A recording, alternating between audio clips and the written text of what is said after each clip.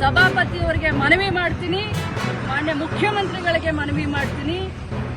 ಏನು ಪೊಲೀಸ್ ತನಿಖೆ ಆಗಬೇಕು ಆದಷ್ಟು ಬೇಗ ಆಗಬೇಕು, FSL ರಿಪೋರ್ಟ್ ಬರಬೇಕು. ಅವ್ರು ಏನೇನು ಇವತ್ತು ಇಡೀ ರಾಜ್ಯದ ಎದುರುಗಡೆ ಇವತ್ತು CT ರವಿ ಅವರು ಒಂದು ದೇವರು ಅನ್ನುವಂತ ಏನೊಂದು ಪೋರ್ಟ್ರೇಟ್ ಮಾಡ್ತಾ ಇದ್ದಾರೆ ಬಿಜೆಪಿ ಅವರು, ಅದು ಅವರ ಮುಖವಾಡ, ಗೋಮುಖ ವ್ಯಾಘ್ರಗಳು ಇವರೆಲ್ಲ.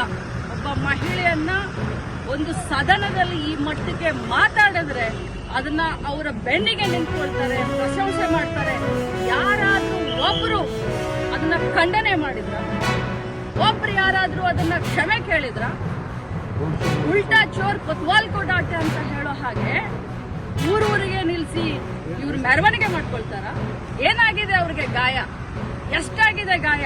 ಎಷ್ಟು ಹೊಲಿಗೆ ಬಿದ್ದಿದ್ದಾವೆ ಅವ್ರಿಗೆ? ಪಟ್ಟಿ ಸುತ್ಕೊಳ್ತಾರ? ಏನು ಬೇರೆಯವ್ರ ಕಣ್ಣಿಗೆ ಪಟ್ಟಿ ಕಟ್ಟದೇನಂತ ತಿಳ್ಕೊಂಡಿದ್ದೀರಾ ನೀವು? CT ರವಿ ಅವರೇ, ನೀವು ನನಗೆ ಆ ಪದವನ್ನ ಬಳಸಿದ್ದೀರಾ, ಅದರಿಂದ ಇವತ್ತು ನನ್ನ ಮನ ನೊಂದಿದೆ. ಆದ್ರೆ ಇಂಥ 100 CT ರವಿಯನ್ನ ಎದುರಿಸ್ತೀನಿ.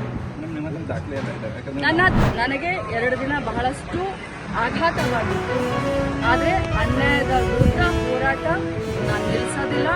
ಮತ್ತೆ ನಾನು ಸಭಾಪತಿಯವರಿಗೆ ಮನವಿಯನ್ನ ಕೊಡ್ತೀನಿ. ಯಾಕಂತಂದ್ರೆ ಅವರು ತಮ್ಮ ಮಾಧ್ಯಮದಲ್ಲಿ ನೋಡಿದ್ದೀನಿ, ಅವ್ರು ಹೇಳಿದ್ದಾರೆ, ಇವತ್ತು ಬೆಳಗ್ಗೆ ಹೇಳಿದ್ದಾರೆ, ನಿನ್ನೆ ಹೇಳಿದ್ದಾರೆ, ನಮ್ಮ ಸದನದಲ್ಲಿ ನಮ್ಮ ಏನು ರೆಕಾರ್ಡಿಂಗ್ ಇದಿರುತ್ತೆ ಅದು ಮ್ಯೂಟ್ ಆಗಿತ್ತು, ನನಗೆ ಬರಲಿಲ್ಲ, ಆದರೆ ಮಾಧ್ಯಮದಲ್ಲಿ ಇದೆ ಅಂತ ಹೇಳಿದ್ದಾರೆ. ನನ್ನ ಹತ್ರ ಕೂಡ ಸಾಕ್ಷಿ ಇದೆ, ನಾನು ಕೂಡ ಸಾಕ್ಷಿಯನ್ನು ರಿಲೀಸ್ ಮಾಡ್ತೀನಿ.